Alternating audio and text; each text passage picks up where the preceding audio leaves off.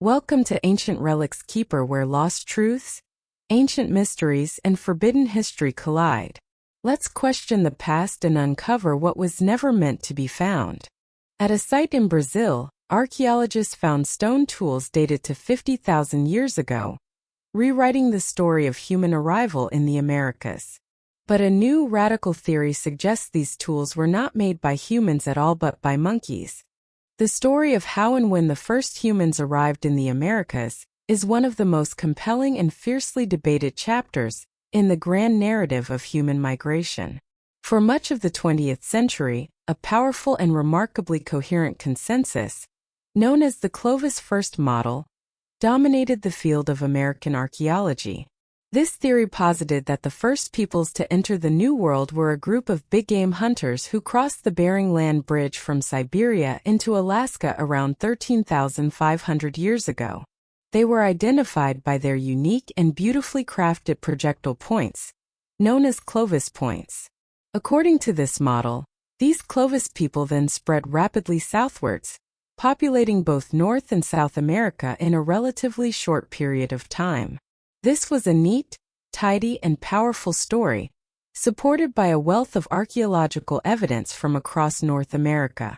However, in the 1980s, a series of discoveries at a remote rock shelter in the arid interior of northeastern Brazil would ignite a firestorm of controversy, a debate that continues to rage to this day.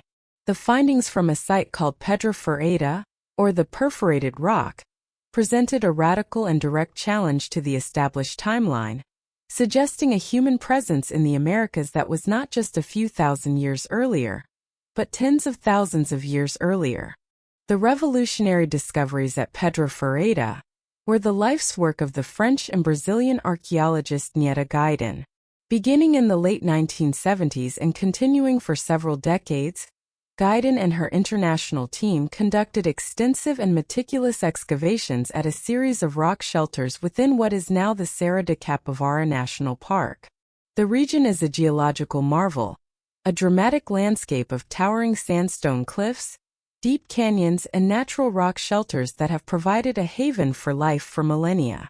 These shelters are also famous for containing one of the most extensive and spectacular collections of prehistoric rock art in the Americas, with thousands of vibrant paintings depicting hunting scenes, rituals, and the rich fauna of the ancient world.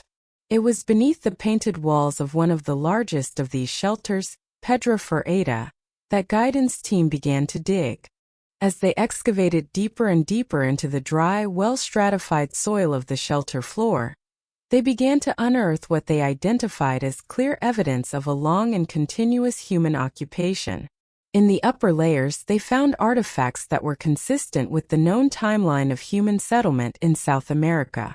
But as they dug deeper, back into the layers of the Pleistocene epoch, they continued to find what they believed to be evidence of a human presence. This evidence consisted of two primary types of artifacts: simple stone tools and what appeared to be man-made charcoal hearths. The stone tools were not the sophisticated, finely crafted projectile points of the Clovis culture. They were a much more primitive and simple toolkit, consisting primarily of choppers and sharp-edged flakes made from the locally available quartzite and quartz cobbles. The choppers were crude, heavy-duty tools, created by striking a few flakes off a rounded river cobble to create a sharp cutting or hammering edge. The flakes were the sharp, broken pieces of stone that were struck off in this process, and they could have been used for a variety of cutting and scraping tasks. To Gaiden and her team, this was a classic Oldowan-style toolkit, reminiscent of the very earliest stone tools made by our hominin ancestors in Africa. It was a simple but effective technology. This tool assemblage was found in direct association with what Gaiden's team identified as the remains of ancient campfires, or hearths. These were distinct, circular patches of charcoal and fire-reddened earth, often containing heat-fractured rocks. To the excavators, these were the unmistakable signatures of a human campsite, places where ancient hunter-gatherers had built fires for warmth, for cooking, and for protection from predators. The presence of both the tools and the hearths found together in the same undisturbed geological layers, seem to be a clear and unambiguous sign of a human presence. The truly revolutionary and deeply controversial aspect of the Pedro Ferreira discovery was the age of these findings. Guidon's team used the radiocarbon dating method to determine the age of the charcoal from the purported hearths. The results were stunning and, to much of the archaeological community, simply unbelievable. The dates from the deepest and oldest layers of the site came back at 30,000, 40,000, and in some cases as old as 50,000 years before the present. This was not just a minor revision of the American timeline, it was a complete demolition of it. If these dates were correct, it meant that humans had been living in the heart of South America at least 35,000 years before the Clovis people had even set foot in North America. It would require a complete rethinking of the entire story of the peopling of the New World, suggesting a much earlier and perhaps entirely different migration route, possibly by sea, along the coast. The findings at Pedro Ferreira were not just a new discovery. They were a paradigm-shifting claim that threatened to overthrow a century of established archaeological consensus. For decades, the claims from Pedro Ferreira were met with intense skepticism and outright rejection by the majority of the North American archaeological establishment, who remained fiercely protective of the Clovis first model. The debate was often heated and acrimonious, a classic scientific battle between an entrenched old guard and a radical new theory. The critics leveled two main and powerful arguments against Guidon's interpretation of the site. The first argument targeted the stone tools. The critics contended that the simple quartzite flakes and choppers were not man-made artifacts at all, but were geofacts. A geofact is a natural stone that has been broken or shaped by geological processes in a way that mimics the appearance of a man-made tool. The cliffs above the Pedro Ferreira rock shelter are composed of a brittle quartzite conglomerate, containing many rounded river cobbles. The critics proposed that the tools were simply rocks that had become detached from the cliff face, had fallen from a great height, and had shattered on the rocks below, naturally producing sharp-edged flakes and fractured cobbles that looked deceptively like primitive tools. The process of one rock striking another, they argued, could create the very same features, like conchoidal fractures, that archaeologists use to identify human craftsmanship. In this view, the toolkit of Pedro Ferreira was nothing more than a natural accumulation of broken rocks, a geological coincidence.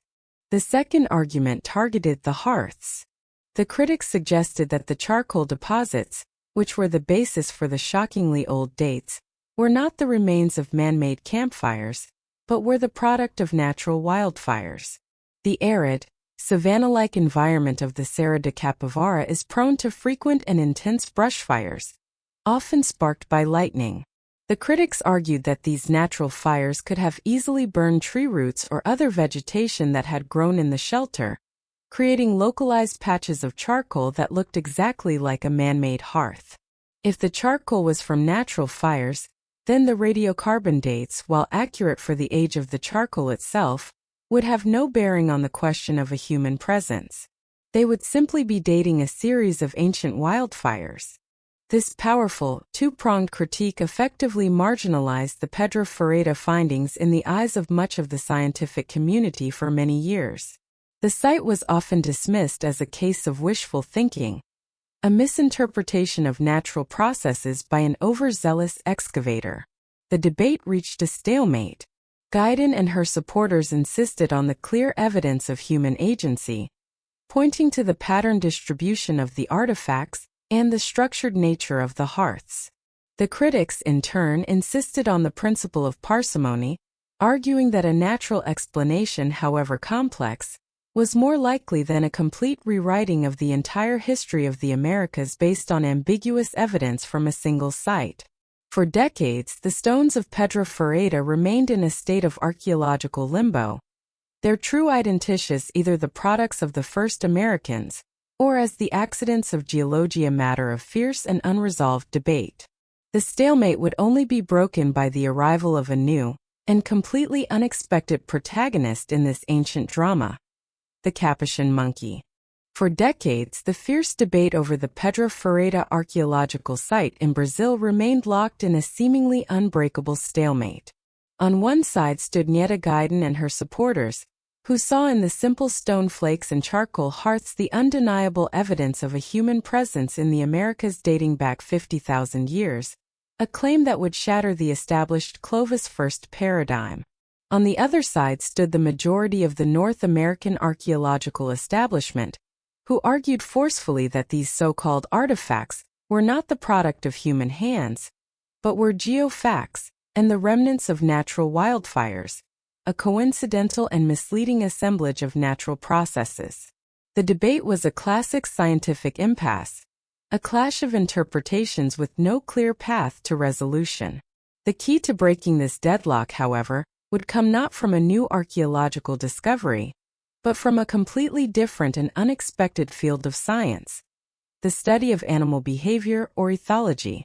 In recent years, groundbreaking research by primatologists observing the sophisticated tool-using abilities of local capuchin monkeys has introduced a radical and powerful new variable into the equation, a third possibility that has the potential to reframe the entire controversy and challenge our most basic assumptions about what it means to create an archaeological record. The new protagonist in this ancient drama is the bearded capuchin monkey, Sapajus libidinosus, a highly intelligent and socially complex primate native to the Caatinga, the dry, savanna-like environment of northeastern Brazil.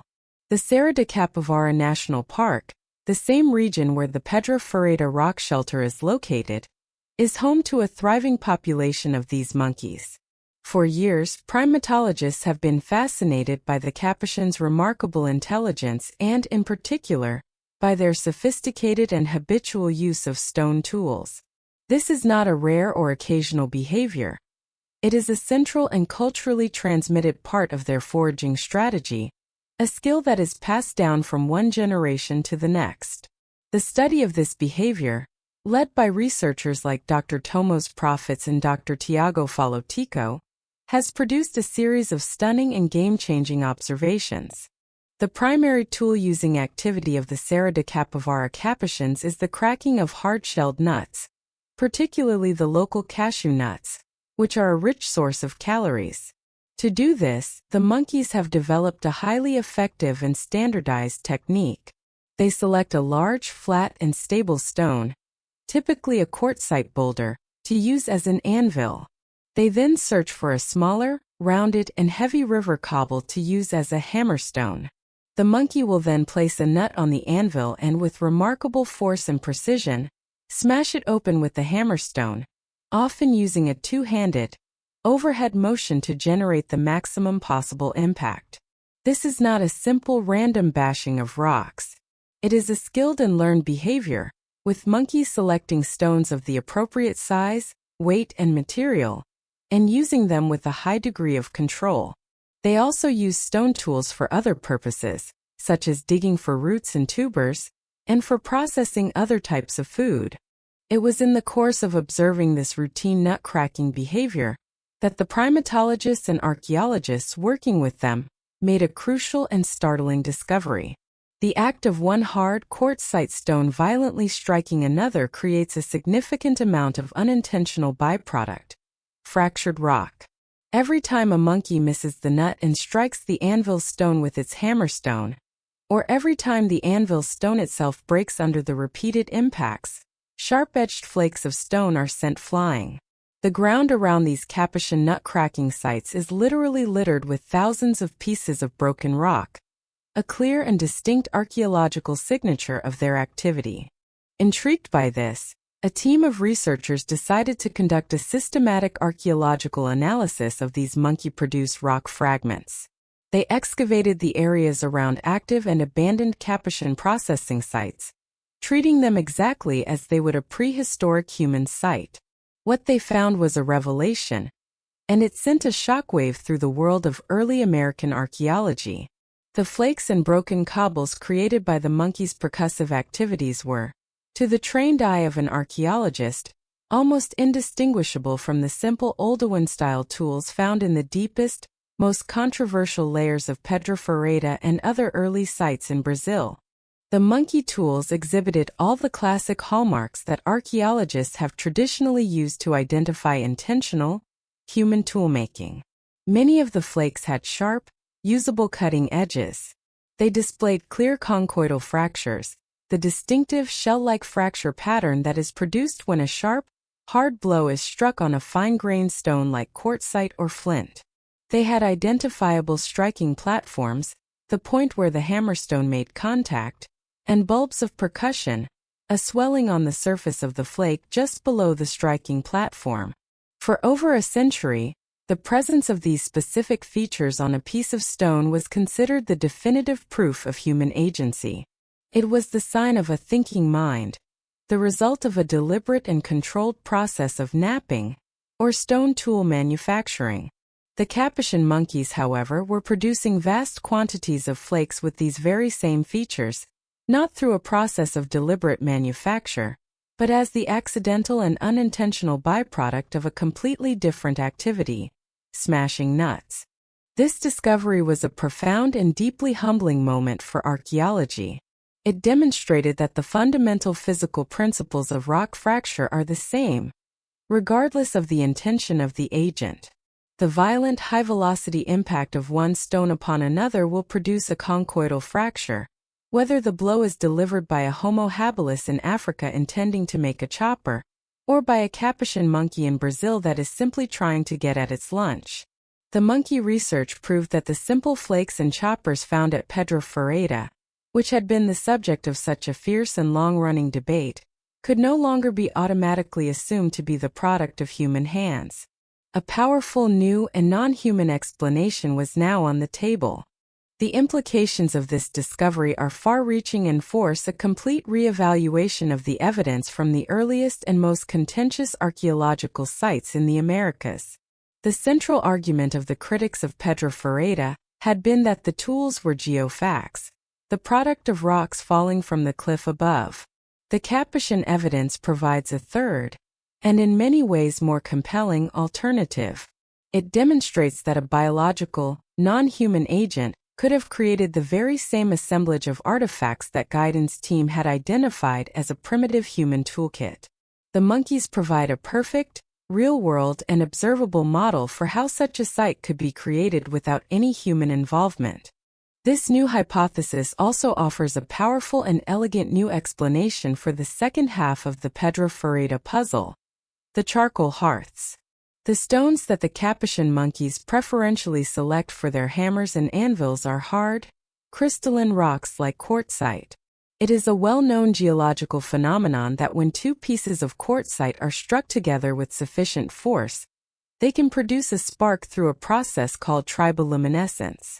The research team, observing the monkeys, noted that their violent hammering activities did indeed produce occasional sparks. In the dry, savanna-like environment of the Serra de Capivara, which is filled with dry grasses and leaf litter, a single spark would be more than sufficient to ignite a fire. This provides a direct and plausible mechanism for the creation of the hearths at Pedra Ferreira. Over thousands of years of Capuchin nutcracking activity in the rock shelter, it is statistically almost certain that their stone-on-stone percussion would have started numerous natural fires. These fires, feeding on the dry vegetation that would have naturally accumulated in the shelter, would have produced localized circular patches of charcoal that would be archaeologically indistinguishable from a man-made campfire. The monkey hypothesis, therefore, beautifully and economically explains both of the key pieces of evidence from Pedra Ferreira that had been at the heart of the controversy. The monkeys could have created both the tools and the hearths. Crucially, the monkey hypothesis also accounts for one of the biggest weaknesses in the argument for a human presence at Pedra Ferreira: the conspicuous absence of any other, more definitive evidence of human occupation in the oldest layers. A human hunter-gatherer group would be expected to leave behind a much richer and more diverse archaeological signature. We would expect to find evidence of butchery in the form of cut marks on animal bones, a wider variety of more complex tool types, evidence of burials, or perhaps even art. The oldest, most controversial layers at Pedra Ferreira lack all of these things.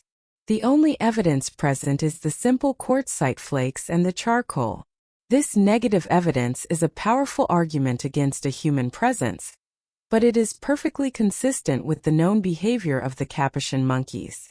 The monkeys create the simple flakes and the charcoal, but they do not butcher animals with stone tools, they do not create complex art, and they do not bury their dead. The archaeological record they create is simple and specific, and it is a near-perfect match for what has been found in the deepest layers of Pedra Ferrada. The Capuchin monkey factor has, therefore, completely changed the nature of the debate about the peopling of the Americas. It does not definitively prove that humans were not at Pedra Ferrada 50,000 years ago. However, it introduces a powerful and scientifically grounded alternative explanation that must now be considered. It has raised the bar for the standard of proof required to claim a very ancient human presence.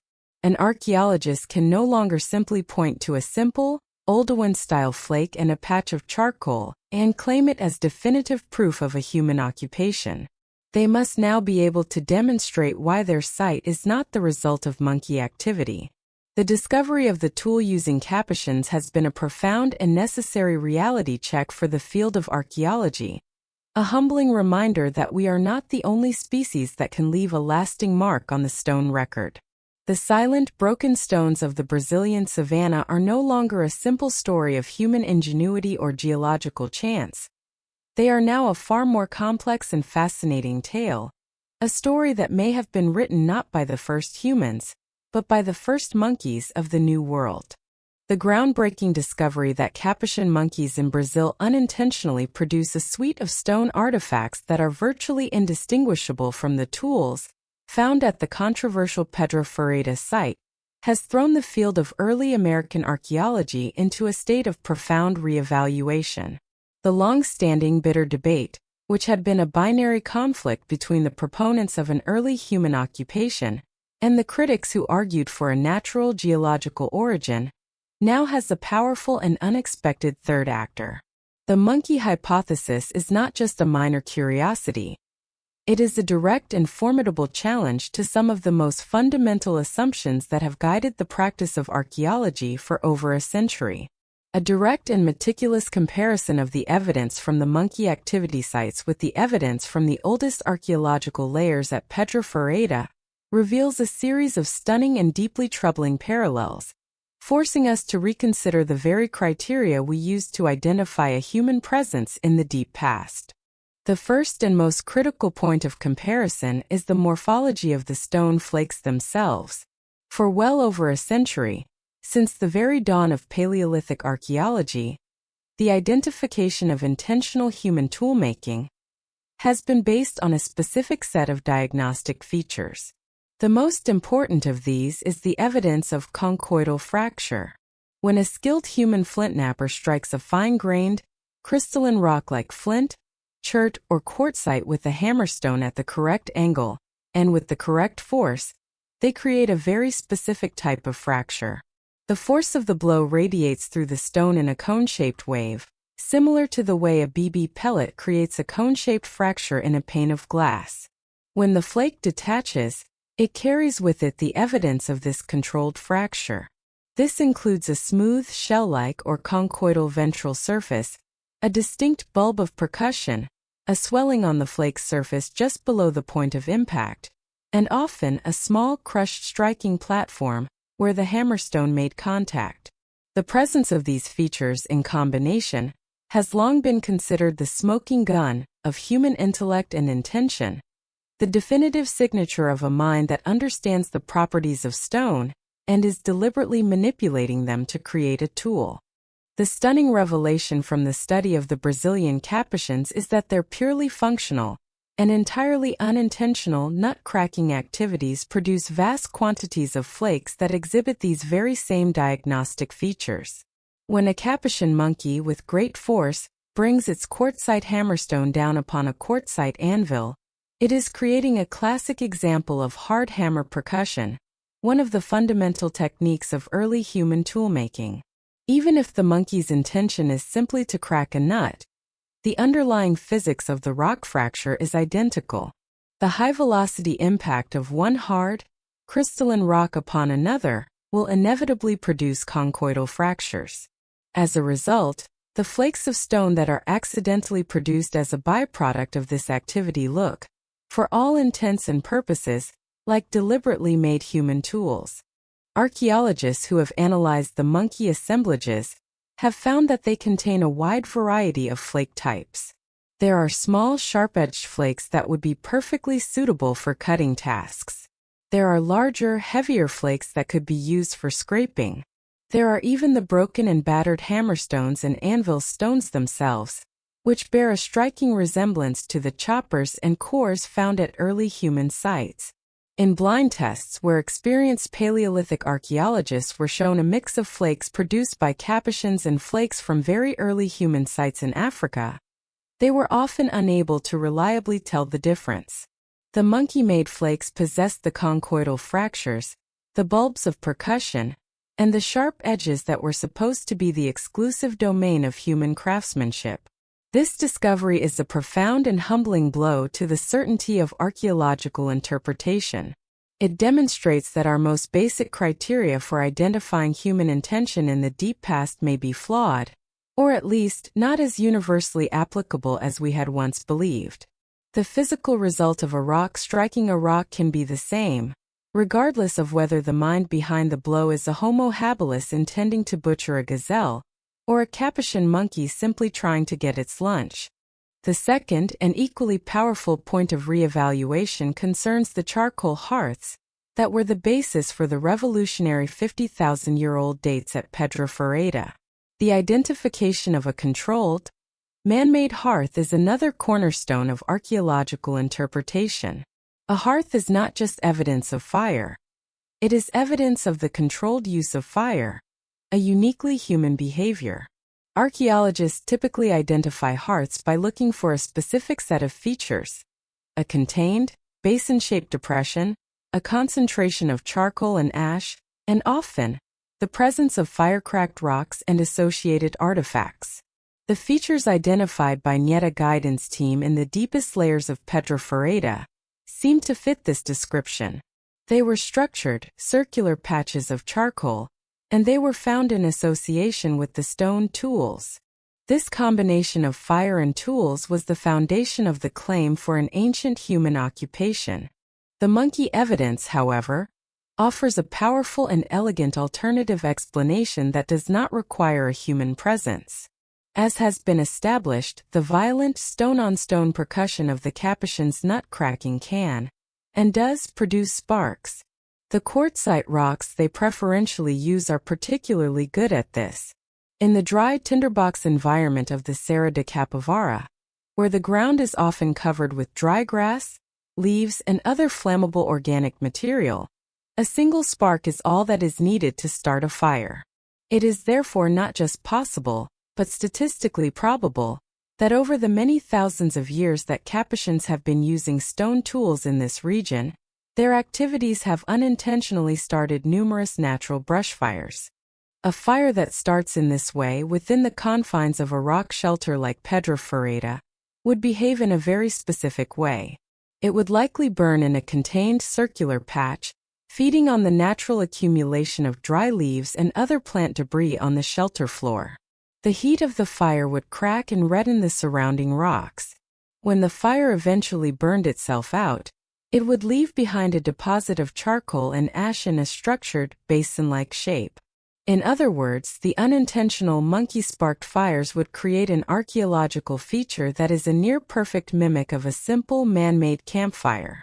Furthermore, because the monkey's tool-using activities are the very cause of the fire, the resulting charcoal would naturally be found in direct and intimate association with the sharp-edged stone flakes that were produced by the same activity. The monkey hypothesis, therefore, can account for the entire archaeological signature of the oldest layers at Pedra Ferreira, both the tools and the hearths, in a single, unified, and non-human explanation. The third, and perhaps most damning, piece of evidence that must be re-evaluated in light of the Capuchin discoveries is the conspicuous absence of any other, more definitive signs of a human presence in the oldest layers of Pedra Ferreira. An archaeological site is not just a collection of individual artifacts. It is a complex assemblage, a patterned deposit that reflects the full range of a society's behaviors. While the simplest stone tools and the use of fire are hallmarks of early human life, they are not the only ones. A human hunter-gatherer group, even a very ancient one, would be expected to leave behind a much richer and more diverse set of clues. One of the most crucial of these is evidence of subsistence activities, particularly the butchering of animals. We would expect to find the fossilized bones of hunted animals, and we would expect some of these bones to bear the telltale cut marks, the fine, linear scratches left behind by stone tools as they are used to slice meat, skin a hide, or disarticulate a joint. Despite the presence of many fossilized animal bones at Pedra Ferreira, no such definitive cut marks have ever been identified in the oldest, most controversial layers. Similarly, we would expect to see a wider variety of more complex and deliberately shaped tools, not just the simple, accidental-looking flakes and choppers. Even the earliest human toolkits in Africa show a degree of planning and design that goes beyond the simple fracturing of a cobble. Furthermore, a long-term human occupation site would typically contain other signs of a complex cultural life. We might expect to find evidence of burials, of personal ornaments like beads, or of art. The upper, more recent layers at Pedra Ferreira do contain these things, including the famous rock art that gives the region its name. But the oldest layers, the ones dated to 50,000 years ago, are completely sterile in this regard. There are no burials, no beads, and no art. The only evidence that has ever been put forward is the simple quartzite flakes and the charcoal. This negative evidence is incredibly powerful. The complete absence of any other, more complex signs of humanity is a major weakness in the argument for an ancient human occupation. However, this same lack of evidence is perfectly consistent with the Capuchin monkey hypothesis. The monkeys produce the simple flakes and the charcoal through their percussive activities. But they do not butcher animals with stone tools, they do not create a diverse range of tool types, they do not wear ornaments, they do not bury their dead, and they do not paint on the walls of the caves. The archaeological record they create is simple, specific, and limited. And it is a near-perfect match for the sparse and ambiguous evidence found in the deepest layers of Pedra Ferreira. The convergence of these three lines of evidence, the morphological similarity of the tools, the plausible mechanism for the creation of the hearths, and the absence of any other corroborating human evidence presents a formidable challenge to the traditional interpretation of the site. It forces a fundamental re-evaluation of the evidence. While the monkey hypothesis does not definitively prove that humans were not at Pedra Ferreira 50,000 years ago, it provides a powerful, parsimonious, and scientifically grounded alternative explanation that can account for all of the observed facts without requiring a complete rewriting of the entire timeline of human migration. The stones of Pedra Ferreira, which for so long were at the center of a two-sided debate between humans and geology, must now be viewed through the lens of a third possibility: the unintentional and confounding actions of our primate cousins. The in-depth comparison between the archaeological assemblage at Pedra Ferreira and the stone artifacts produced by modern Capuchin monkeys has ignited a profound and necessary crisis of identity within the field of archaeology. The striking similarities have moved the debate beyond a simple question of who was at this specific site and into a much deeper and more philosophical territory. The Capuchin monkey factor forces us to confront the very definitions that lie at the heart of our discipline. What, fundamentally, constitutes a tool?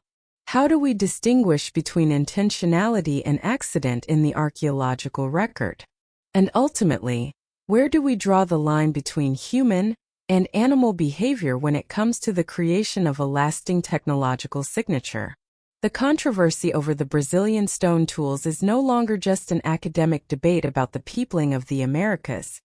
It has become a fascinating case study that blurs the once clear lines between human culture and the animal kingdom, revealing that we may not be as unique in our capacity to create a stone age as we have long believed.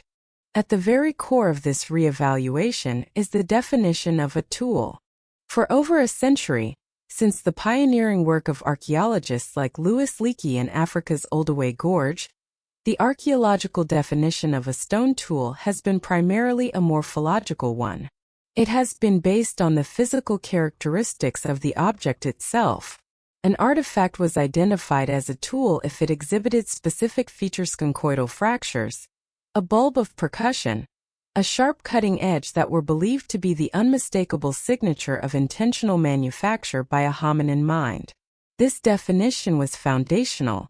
The discovery of such objects in ancient geological layers was the primary evidence used to trace the cognitive and technological evolution of our own lineage, from the simple Oldowan choppers of Homo habilis to the sophisticated hand axes of Homo erectus. The tool was seen as a direct proxy for the mind that made it. The Capuchin monkey evidence challenges this morphological definition in a fundamental way.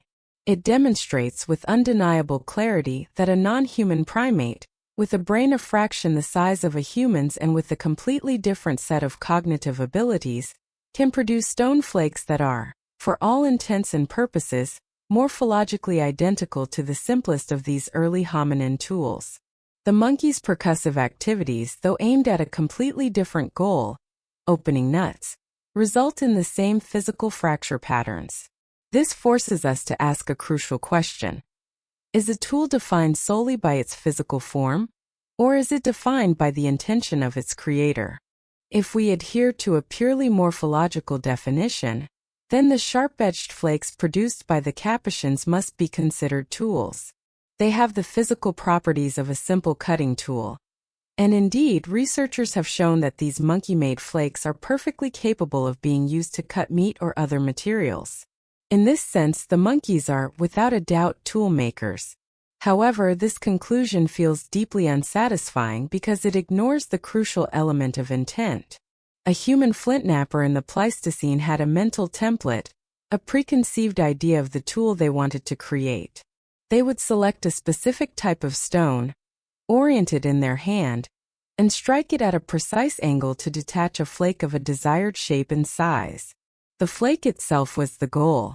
For the Capuchin monkey, the sharp-edged flake is not the goal. It is an accidental byproduct. The monkey's goal is to get at the kernel inside a nut. The flakes are simply the debris, the waste material from this process. They are not using a flake production technology. They are using a nut cracking technology, and the flakes are an unintentional consequence. This distinction is critically important. It suggests that to truly identify a human-made tool in the archaeological record, especially at the very earliest and simplest end of the technological spectrum, we may need to move beyond a purely morphological definition. We may need to look for evidence of intentionality and design. This could include evidence of retouching, the fine-tuning of a flake's edge by removing smaller, secondary flakes, evidence of the transport of specific, high-quality raw materials from a distant source, or evidence of a standardized and repetitive pattern of manufacture that cannot be explained by simple percussion. The problem, of course, is that these more complex behaviors are often absent in the very earliest archaeological assemblages. The Capuchin evidence thus creates a significant gray area in our interpretation of the deep past. It suggests that the first stumbling steps on the road to human technology may be archaeologically indistinguishable from the accidental byproducts of primate foraging behavior. This blurring of the lines has led to another, even more startling concept: the idea that the Capuchin monkeys have, in fact, created their own Stone Age. The term Stone Age is traditionally reserved for the vast period of human prehistory, when stone was the primary material used for making tools. But if we define a Stone Age simply as a long and sustained period of stone tool use by a species, then the Capuchins arguably qualify. Archaeological excavations at Capuchin nut-cracking sites in the Serra de Capivara have revealed a surprisingly deep history of this behavior. By carbon dating the layers of soil in which the monkey-used hammerstones and anvils are found, researchers have been able to trace this tool-using tradition back in time. Their findings, published in 2016, showed that Capuchin monkeys have been using these specific sites and these specific stone tool techniques for at least 3,000 years. This is a stunning discovery. It means that the use of stone tools by these monkeys is not a recent or novel behavior. It is a long-standing, culturally transmitted tradition, a body of knowledge that has been passed down through at least 450 generations of monkeys. A young Capuchin learns how to use stone tools by watching and imitating its mother and other experienced members of its social group. This is, in every meaningful sense of the word, a culture. The monkeys have their own archaeological record, a physical and datable legacy of their technological behavior. They have their own traditions, their own preferred tool materials, and their own specific techniques that are passed from one generation to the next. The discovery of this 3,000-year-old monkey archaeological record is a revolutionary moment in the field of primatology, proving that the creation of a lasting technological tradition is not a uniquely human trait. This raises a host of fascinating questions about the evolution of technology itself. Archaeologists who study the monkey sites have even been able to identify subtle changes in their tool technology over time, with different sizes and types of hammerstones being used in different periods, perhaps in response to changes in the types of nuts that were available in their environment. This suggests that their tool-using culture is not static, but is dynamic and capable of evolving over time, just like human technology. The study of these primate stone ages provides a powerful and invaluable new model for understanding the very earliest stages of our own technological evolution. By studying the choices that the monkeys make, how they select their raw materials, how they transmit their skills, how their technology changes over time, we can gain unprecedented new insights into the cognitive and social processes that may have driven the very first steps of our own ancestors on the path to becoming the planet's dominant technological species. Finally, the Capuchin evidence has profound and lasting implications for the future of early American archaeology. It is crucial to state that the monkey hypothesis does not definitively disprove the possibility of an early, pre-Clovis human presence in Brazil or anywhere else in the Americas. The scientific consensus has, in recent years, moved decisively away from the rigid Clovis first model, thanks to well-excavated and securely dated pre-Clovis sites like Monte Verde in Chile. Most archaeologists now accept that humans were in the Americas at least 15,000 to 16,000 years ago, and possibly even earlier. The question is no longer if pre-Clovis populations existed, but how much earlier they arrived. What the Capuchin evidence does, however, is to act as a powerful and necessary razor, a tool for cutting away weak and ambiguous claims. It has fundamentally raised the bar for the standard of proof required to claim a human presence at a very ancient site. An archaeologist excavating a 30,000 or 50,000-year-old site in South America can no longer simply present a collection of simple, unretouched quartzite flakes and a patch of charcoal as definitive proof of a human occupation. They must now contend with the monkey problem. They must be able to demonstrate, with clear and compelling evidence, why their assemblage could not have been produced by the known and observable behavior of Capuchin monkeys. This new standard of proof will require a much more rigorous and multifaceted approach. Archaeologists will need to show a much wider range of evidence for a human presence. They will need to find more complex and deliberately shaped tools that go beyond what can be created by simple percussion. They will need to find definitive evidence of butchery, in the form of unambiguous cut marks on animal bones found in direct association with the tools. They will need to find evidence of more complex fire use, such as structured, stone-lined hearths that cannot be explained by a simple brush fire. And ultimately, the gold standard of proof will always be the discovery of human skeletal remains in a secure and datable context. The controversy over Brazil's oldest tools is, therefore, much more than a simple academic squabble. It is a profound and important moment in the history of science. It has forced us to look at our primate cousins with a new sense of respect, recognizing their intelligence and their capacity for complex, culturally transmitted behavior. It has challenged the very definition of what constitutes technology and culture, blurring the once sharp line that we have drawn between ourselves and the rest of the animal kingdom.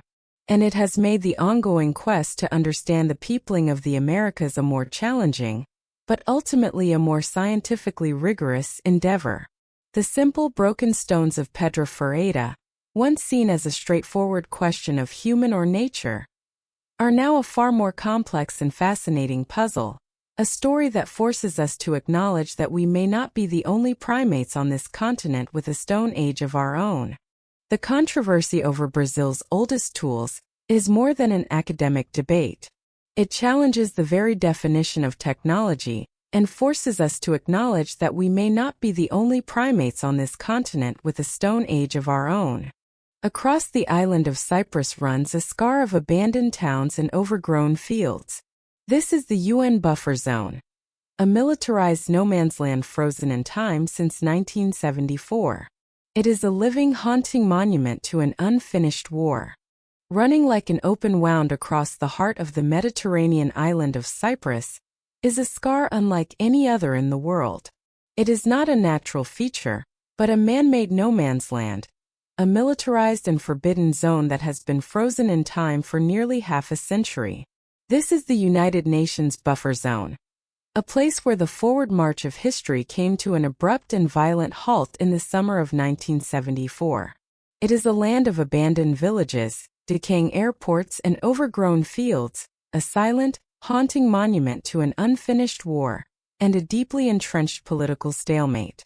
To understand the existence of this strange and surreal landscape, one must first understand the complex and often tragic history of the island itself, a story of centuries of coexistence shattered by the potent and destructive forces of ethnic nationalism, leading to a violent partition that has broken the island in two.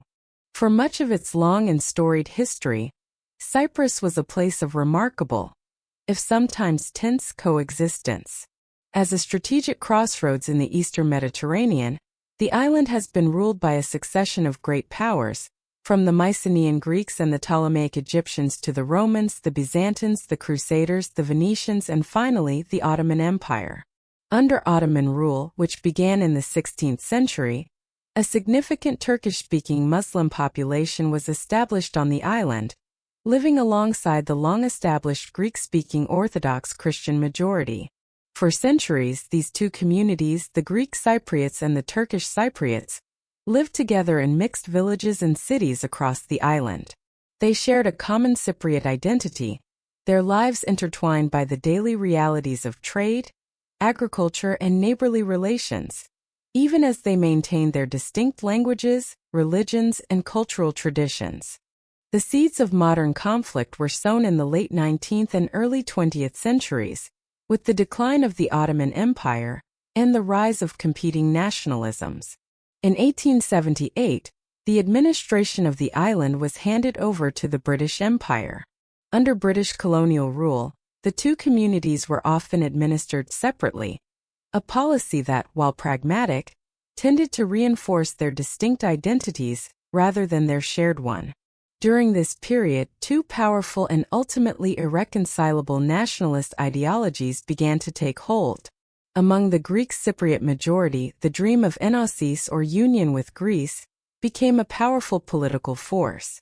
They saw themselves as part of the broader Hellenic world and sought to unite the island with their motherland.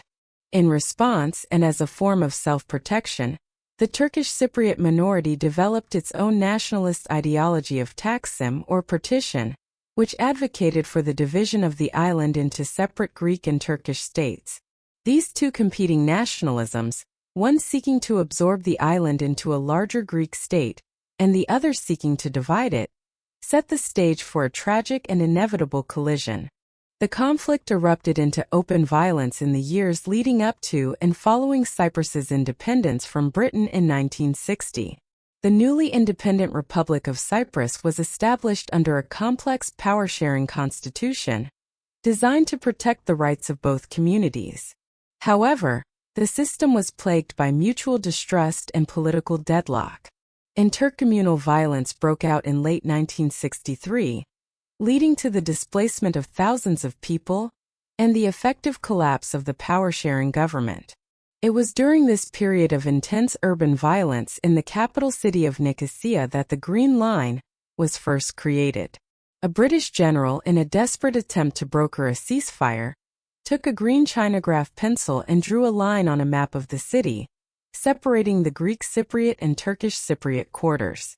This hastily drawn line, a temporary measure to stop the bloodshed, would, a decade later, become the blueprint for the permanent division of the entire island.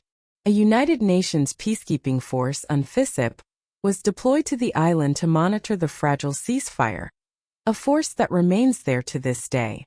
The final catastrophic breaking point came in the summer of 1974. On July 15, a military coup, engineered by the ruling military junta in Greece and carried out by the Cypriot National Guard, overthrew the democratically elected president of Cyprus, Archbishop Makarios. The goal of the coup was to achieve enosis by force, to unite the island with Greece under a military dictatorship. For the Turkish government and for the Turkish Cypriots, this was an existential threat. They feared that the coup would lead to the persecution and ethnic cleansing of their community. 5 days later, on July 20, 1974, Turkey launched a massive military invasion of northern Cyprus, invoking its right as a guarantor power under the 1960 Treaty of Independence to protect the Turkish Cypriot minority. The invasion, codenamed Operation Attila, was a swift and brutal affair.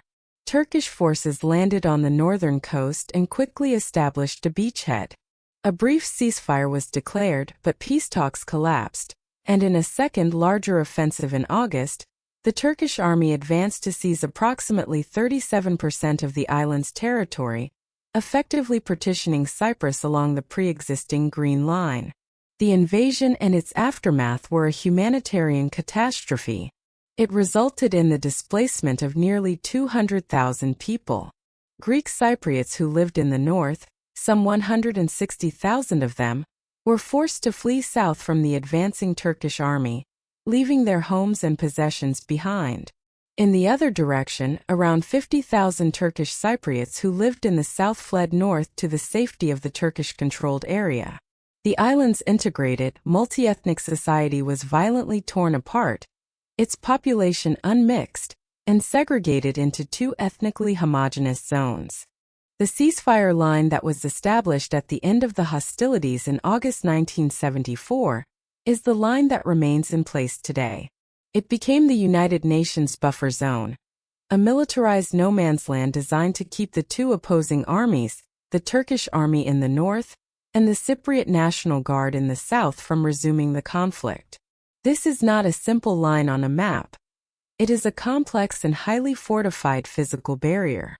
It is a landscape of barbed wire fences, concrete-filled oil drums, sandbagged sentry posts, and crumbling bullet-scarred buildings. It is patrolled 24 hours a day by the soldiers of the UN peacekeeping force, who are tasked with maintaining the fragile and long-standing ceasefire. The buffer zone, or the Green Line as it is universally known, stretches for 180 kilometers, 112 miles, across the entire island, from the coast in the west to the coast in the east. Its width is not uniform. In the historic walled center of the capital Nicosia, it is at its narrowest. Here, the Green Line is a claustrophobic and surreal presence, a dilapidated alleyway, sometimes only a few meters wide, that separates the Greek Cypriot and Turkish Cypriot sides of the last divided capital city in the world. In the rural countryside, however, the zone expands dramatically, becoming a vast swathe of land several kilometers wide, encompassing entire villages, farms, and swathes of countryside. The creation of the buffer zone in 1974 was an act of profound and instantaneous preservation, a moment when time in this narrow strip of land simply stopped. Everything within the boundaries of the ceasefire line was immediately frozen, abandoned in the exact state it was in on that chaotic summer day. The people who lived and worked in this zone were forced to flee with little more than the clothes on their backs, in the universal and tragically mistaken belief that they would be able to return to their homes in a few days or weeks, once the fighting had stopped. They never did. The political conflict became a frozen one, a permanent stalemate. The Turkish Cypriots in the north would go on to declare their own independent state, the Turkish Republic of Northern Cyprus, a state that is recognized only by Turkey. The internationally recognized government of the Republic of Cyprus controls the southern two-thirds of the island. The Green Line, the temporary ceasefire line, became a de facto international border, and the buffer zone became a sealed and forbidden world, a land of ghosts. It is a physical, festering scar on the landscape, a constant daily reminder of the violence of 1974, and a powerful silent monument to a war that has never officially ended. The story of how this line was drawn in blood and politics is the essential and tragic prelude to understanding the strange and poignant afterlife of the land and the communities that were trapped within it. The establishment of the United Nations buffer zone in Cyprus in the summer of 1974 was an act of instantaneous and profound transformation. A swathe of land, once filled with the mundane and vibrant rhythms of daily life, was, in a matter of days, emptied of its human population and frozen in a state of suspended animation. The ceasefire line, a product of military necessity and political failure, became the boundary of a forbidden world, a sealed and militarized no man's land where the clock had effectively stopped. For nearly half a century, this zone has existed as a vast and haunting open-air museum, a landscape of decay and memory, where the ordinary objects of life in 1974 have been left to the slow, inexorable forces of nature. To explore the buffer zone, even through the limited access granted to UN personnel and a few privileged observers, is to take a journey into a land frozen in time, to witness the poignant and often surreal afterlife of the places that were caught in the crossfire of history. Perhaps the most potent and iconic symbol of this frozen world is the abandoned Nicosia International Airport. In the years leading up to 1974, the airport was a symbol of Cyprus's modernity and its growing connection to the outside world. It was a bustling, state-of-the-art facility, the primary gateway to the island for a booming tourist industry. Its sleek, modernist terminal, opened in 1968, was a source of national pride, a testament to the young republic's aspirations. In July and August of 1974, however, this symbol of connection became a key strategic battleground. The airport was the scene of heavy and sustained fighting between the invading Turkish forces and the defending Greek Cypriot and Greek armies. The United Nations, in a desperate bid to prevent the airport from falling into the hands of either side, and to secure a vital entry point for its own peacekeeping forces, eventually managed to broker a deal to declare the airport a UN-protected area. The fighting stopped, but the airport never reopened. The declaration that saved it from destruction also condemned it to a state of permanent limbo. It now lies in the heart of the buffer zone, a silent and decaying monument to the last day it was operational. The main terminal building, once a hub of activity, is now a crumbling shell. Its large glass windows are shattered, its interior is littered with debris, and its once gleaming floors are covered in a thick layer of dust and bird droppings. Faded advertisements from the early 1970s still cling to the walls, and the departure boards are frozen with the details of flights that never left. But the most haunting and unforgettable sight is on the tarmac. Sitting silently on the apron, as it has for nearly 50 years, is a Hawker Siddeley Trident airliner, the last serving aircraft of the national carrier Cyprus Airways. The plane, which had just flown in from London, was caught on the ground by the outbreak of the fighting. It was hit by gunfire and disabled, unable to take off. Today, its engines are gone, its tires are flat, and its once proud livery is faded and peeling, but it remains a powerful and deeply poignant relic, a ghost plane from a bygone era, a silent testament to a journey that was never completed. While the Nicosia airport is a symbol of a modern world interrupted, The most famous and tragic symbol of the division of Cyprus lies adjacent to the buffer zone, in the eastern city of Famagusta. This is the ghost city of Varosha, a place that has become a byword for the human cost of the conflict. Before 1974, Varosha was the premier tourist destination on the island, a glamorous and cosmopolitan resort that was one of the most popular holiday spots in the entire Mediterranean. Its beautiful sandy beaches were lined with luxurious, high-rise hotels, apartment buildings, and a vibrant strip of restaurants, bars, and nightclubs. It was a playground for the rich and famous, frequented by celebrities like Elizabeth Taylor and Brigitte Bardot. The city was a symbol of Cyprus's economic success, a place of sun, sand, and prosperity. In August 1974, as the second phase of the Turkish invasion began, the advancing Turkish army was on the outskirts of Famagusta. The Greek Cypriot inhabitants of Varosha, fearing a massacre, fled in a state of panic. They left with only what they could carry, in the firm belief that they would be able to return to their homes within a few days, once the international community had brokered a ceasefire.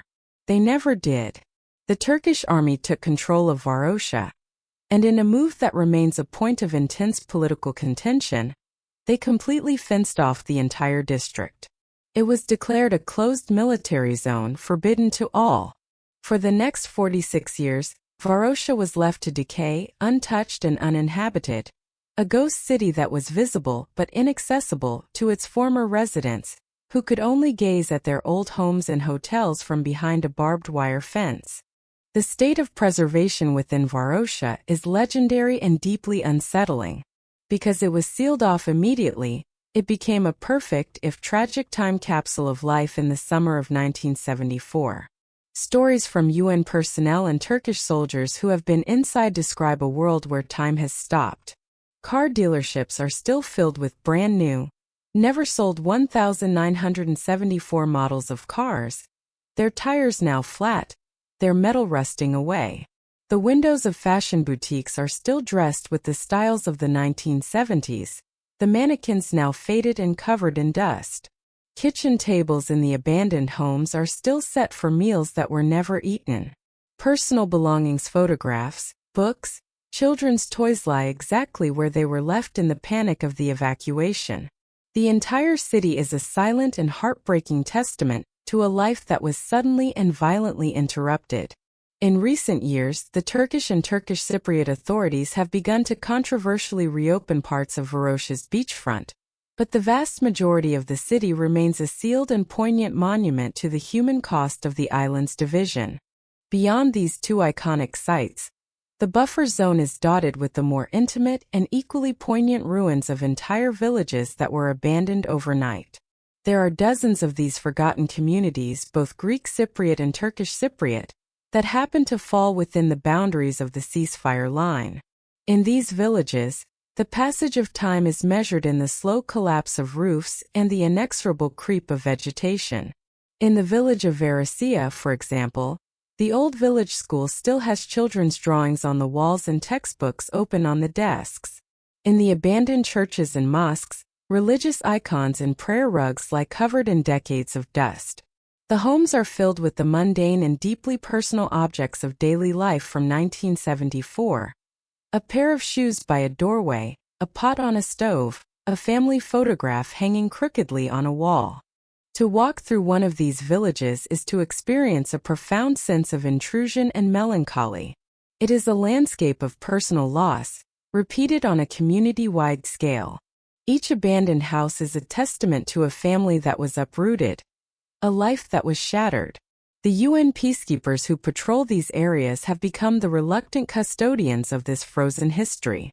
They monitor the slow decay, documenting the state of the buildings and protecting them from looting and vandalism. These forgotten villages are perhaps the most powerful and human-scale manifestation of the Cyprus conflict. They are not grand symbols like an airport or a tourist resort. They are the quiet, humble and heartbreaking remnants of ordinary lives that were caught in the crossfire of extraordinary events. They are a powerful reminder that the true cost of war is not measured in geopolitical shifts, but in the loss of home, of community, and of a shared past. The land frozen in time within the buffer zone is a silent, sprawling, and deeply moving monument to this loss. A landscape where the ghosts of 1974 are still palpable in the silent houses and the empty streets. The United Nations buffer zone in Cyprus is, by its very definition, a landscape born of human failure. It is a scar, a physical manifestation of ethnic conflict, political stalemate, and the trauma of war.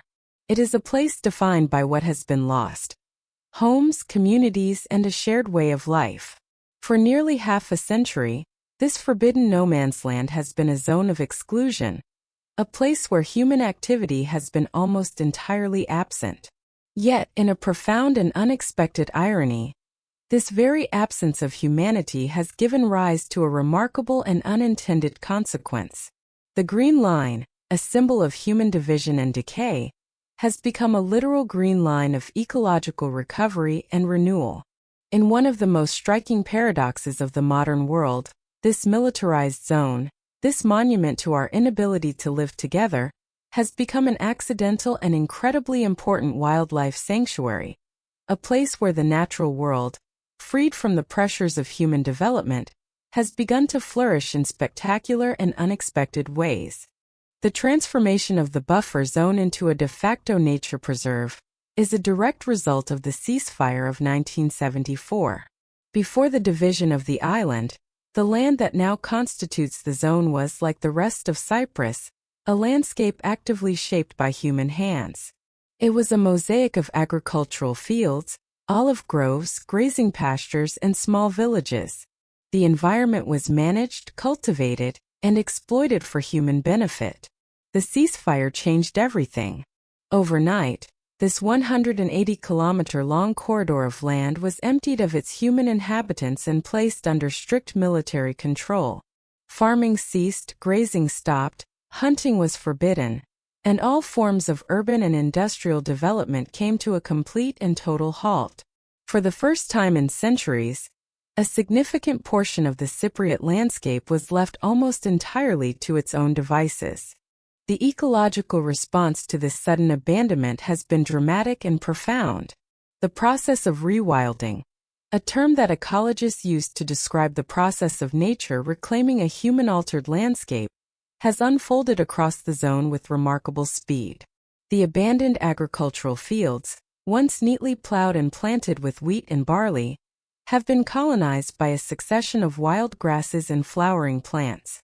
The olive groves and carob orchards, no longer tended by farmers, have become overgrown, creating a dense, scrubby woodland that provides perfect cover for a wide variety of animals. The rivers and streams that flow through the zone, no longer dammed or diverted for irrigation, have begun to return to their natural courses, creating small but vital wetland habitats. The entire zone has become a living laboratory, a large-scale, long-term experiment that demonstrates what happens when human pressure is removed from a Mediterranean ecosystem.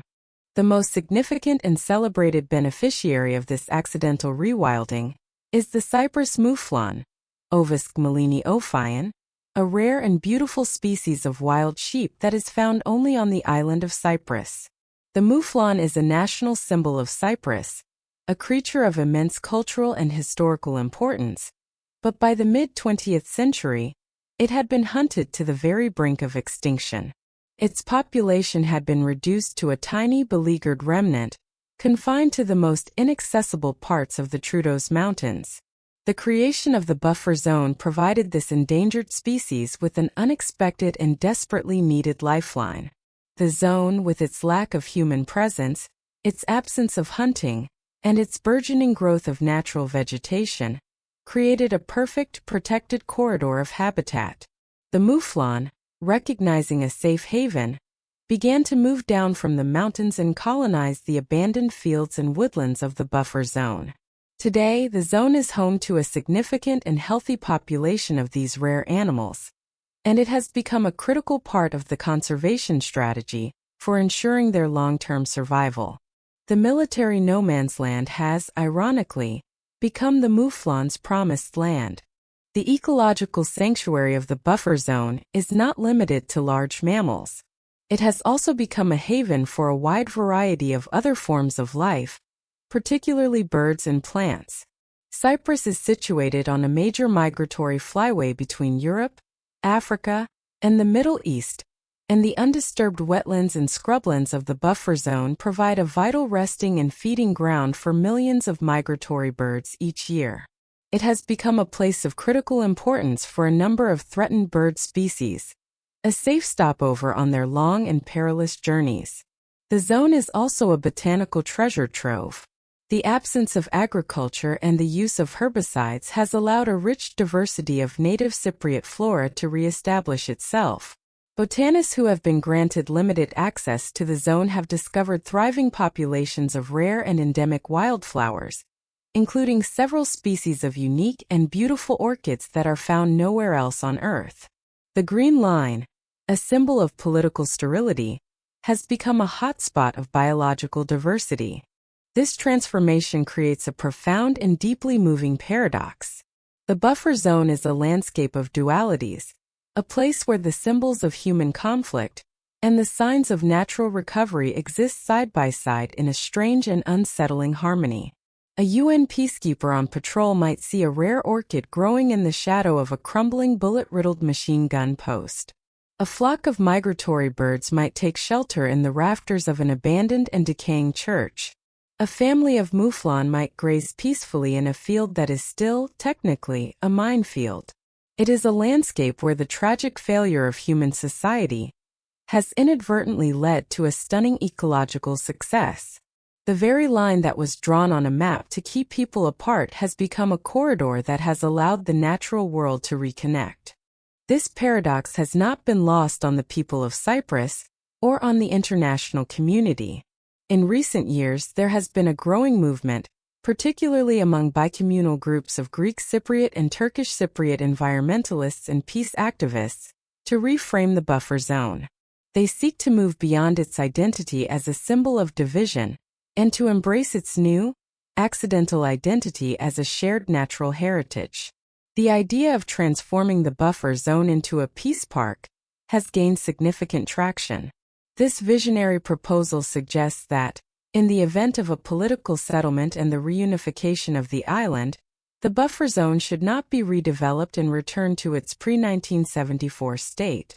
Instead, it should be preserved as a national park, a protected green lung running through the heart of a united Cyprus. The Peace Park concept is a powerful one. It would preserve the zone's unique and invaluable biodiversity for future generations. It would also transform a symbol of war into a powerful and tangible symbol of peace and reconciliation. A place that once kept people apart would become a shared space that brings them together. A place for Greek and Turkish Cypriots to hike, to study nature, and to work together on joint conservation projects. It is an idea that seeks to find a positive and forward-looking future for a landscape that is so deeply rooted in a painful past. This idea, however, is not without its own complexities and challenges. The buffer zone is not a pristine wilderness. It is a landscape littered with the hidden dangers of war. It is contaminated with unexploded ordnance, and many areas are still demarcated as active minefields. Any plan to create a public park would require a massive and incredibly expensive demoning and cleanup operation. There is also the profound and emotionally charged issue of property rights. The land within the buffer zone is not empty land. It is still legally owned by the thousands of Greek and Turkish Cypriot families who were displaced in 1974. Any plan for the future of the zone must address the deeply personal and complex question of how to restitute or compensate these original landowners. The story of the buffer zone's ecological rebirth is, therefore, a story of hope and complexity. It is a powerful testament to the incredible resilience of the natural world, a demonstration of nature's ability to heal the wounds that we inflict upon the landscape. But it is also a sobering reminder of the deep and lasting scars that human conflict can leave behind. The paradox of the Green Line is a challenge to the people of Cyprus and to the world. It forces us to ask difficult questions about our relationship with the natural world and about the possibility of finding healing and reconciliation in the very places that have been most deeply broken. The future of this accidental sanctuary remains unwritten, its fate inextricably linked to the uncertain and long-stalled political process of reunifying the island. For now, it remains a strange and beautiful anomaly, a place where the tragedy of human history has, against all odds, created a sanctuary of hope for the natural world. The United Nations buffer zone in Cyprus is far more than a physical line on a map or a unique ecological anomaly. It is, above all, a profoundly human landscape, a place whose true significance is measured not in kilometers of barbed wire or in the diversity of its wildlife, but in the deep and lasting impact it has had on the people of the island. For nearly half a century, the Green Line has been a constant and painful presence in the lives of Greek Cypriots and Turkish Cypriots, a daily reminder of a violent past, a divided present, and an uncertain future. It is a deep open wound in the national psyche of both communities, a scar that has shaped their identities, their politics, and their very sense of self. Yet, even as this scar persists, new signs of hope and a desire for reconciliation are beginning to emerge, particularly among the younger generations who did not live through the trauma of the war. For the generation of Cypriots who lived through the events of 1974, the buffer zone is a landscape of profound and personal loss. For the nearly 200,000 Greek Cypriots who were forced to flee their homes in the north, the Green Line is the cruel and impassable barrier that separates them from their past. It is the line they cannot cross to visit the villages where they were born, the churches where they were married, or the graves of their ancestors. Their homes, their farms, and their businesses, the product of generations of family labor, are now on the other side, either occupied by others, lying in ruins, or sealed away in the frozen world of the buffer zone. This experience of displacement has created a deep and enduring sense of injustice and a powerful political ideology centered on the right of return. For decades, the political discourse in the Greek Cypriot community has been dominated by a narrative of loss and a demand for a political solution that would restore their lost properties and allow them to return to their homes. For the Turkish Cypriots, the story is a mirror image, but the sense of trauma and loss is no less real. They too were victims of displacement, forced to flee their homes in the south to the perceived safety of the Turkish-controlled north. They remember the years of intercommunal violence and political marginalization that preceded the invasion, and for many, the arrival of the Turkish army was seen not as an invasion, but as a peace operation, a necessary intervention that saved them from persecution and potential annihilation. For them, the Green Line is not a symbol of an illegal occupation, but a necessary security barrier, a line that guarantees their safety and their political autonomy. They too lost their homes and their ancestral lands in the south, and the memory of that loss, and the fear of a return to the pre-1974 status quo, has profoundly shaped their political identity and their deep-seated distrust of the Greek Cypriot community. The buffer zone, therefore, is the physical embodiment of these two competing and seemingly irreconcilable narratives. It is a landscape that is constantly being interpreted through the lens of memory, trauma, and political grievance. For a Greek Cypriot looking across the line, it is a symbol of an ongoing illegal occupation. For a Turkish Cypriot looking back, it is a symbol of a hard-won security. This deep wound in the national psyche of both communities has been kept open by decades of political stalemate. The official peace talks, sponsored by the United Nations, have been a long and frustrating cycle of negotiations, hopes, and failures. Numerous comprehensive plans for the reunification of the island, most famously the Annan Plan in 2004, have been proposed, but all have ultimately failed to gain the acceptance of both sides. The conflict has become a frozen one, and the buffer zone is the most tangible symbol of this lack of resolution. It is a daily physical reminder to every Cypriot that their island and their identity remains broken. However, as the generation of 1974 grows older, a new and more hopeful dynamic has begun to emerge in Cyprus. The younger generations of Greek Cypriots and Turkish Cypriots, those who were born after the division of the island and have no personal memory of the war, are increasingly expressing a weariness with the old, intractable narratives of their parents and grandparents. They have grown up in a divided world, but they have also grown up in a more globalized and interconnected one. They are connected by the internet, by a shared youth culture, and by a growing recognition that the permanent division of their small island is a political and economic dead end. This has led to the rise of a vibrant and powerful bicommunal peace movement, a grassroots effort to build bridges across the Green Line, and to foster a new sense of a shared Cypriot identity. This movement takes many forms. There are bicommunal choirs that sing in both Greek and Turkish, bicommunal theater groups that perform plays about the shared history of the island, and bicommunal business associations that seek to promote economic cooperation across the divide. There are joint environmental projects, where Greek and Turkish Cypriot scientists work together to study and protect the island's shared natural heritage, particularly the unique ecosystem of the buffer zone. These initiatives are often small in scale, but they are profoundly significant. They are creating new spaces for dialogue, for friendship, and for the slow, difficult work of building trust.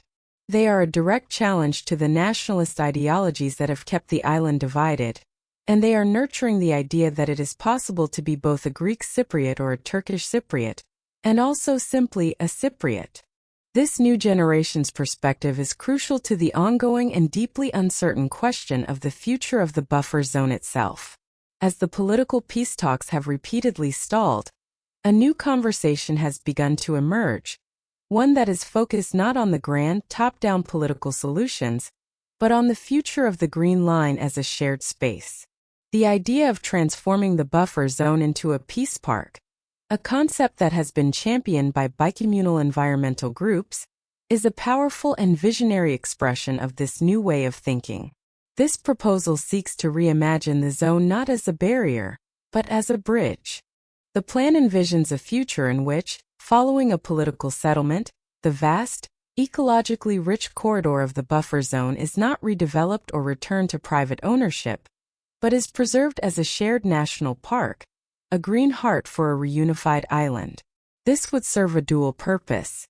On an ecological level, it would protect the unique and accidental wildlife sanctuary that has emerged over the past 50 years, preserving the habitat of the Cyprus mouflon and the rare flora and fauna that have found a refuge there. On a symbolic and social level, it would be even more powerful. It would transform the most potent symbol of the island's division into the most tangible symbol of its reunification. A place that once represented war and separation would become a place of peace, cooperation, and shared natural heritage. It would be a place where Greek and Turkish Cypriots could meet, work on joint conservation projects, and build a new shared future, literally on the ground that once kept them apart. The path to realizing such a vision, however, is fraught with immense challenges. The political stalemate remains the single greatest obstacle. Without a comprehensive political settlement that addresses the core issues of governance, security, and territory, any large-scale project for the future of the buffer zone is impossible. The zone remains a highly militarized area, and the two opposing armies are still in a state of high alert. The practical challenges are also enormous. The zone is contaminated with thousands of landmines and unexploded ordnance, and a massive and costly international demoning effort would be required before it could be safely opened to the public. And the deeply personal and legally complex issue of property rights, the question of what to do with the land owned by the thousands of displaced families, would need to be resolved in a way that is seen as just and equitable by both communities. The human scars of the Cyprus buffer zone are, therefore, a complex and evolving story. They are a story of a deep and enduring trauma, a wound that has been kept open by decades of political failure. But they are also a story of a remarkable and growing resilience, a story of a new generation that is actively working to heal those wounds and to imagine a future that is not defined by the divisions of the past. The future of the buffer zone remains unwritten. It could remain a frozen, militarized scar for decades to come, a permanent monument to a failed peace process. Or it could, through the vision and determination of the people of Cyprus, be transformed into something truly extraordinary. A symbol of reconciliation, a haven for nature, and a powerful testament to the idea that even the deepest and most painful of lines, those drawn in anger and in war, can, with time, patience, and a shared sense of purpose, eventually be erased. The Cyprus buffer zone is a powerful paradox, a scar of war that has become a haven for nature. Its future remains unwritten, a silent testament to the question of whether a line drawn in conflict can ever truly be erased. Thanks for exploring with Ancient Relics Keeper. Stay curious, question everything, and remember the truth is often buried deeper than we think.